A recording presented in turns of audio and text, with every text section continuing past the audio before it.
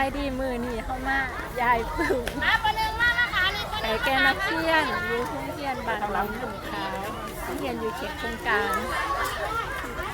สภาพบรรยากาศก็คือ ขาวลูกขาวลูกขาวดูนี่ขาวลูกขาวนี่ขาวนี่ขาวลูกไม่ได้นี่ก็ได้ขาวนี่ไม่ยืนสิกระไดมาโดดไม่ยืนสิเร็ว บริษัทลักๆมากหมอกของหมอกกุ้งไข่แกหนองนักเที่ยนเขตโครงการมีแม่นท่องเที่ยนทำอิฐสีเฮามากในปีนี้ยิ้มแล้ว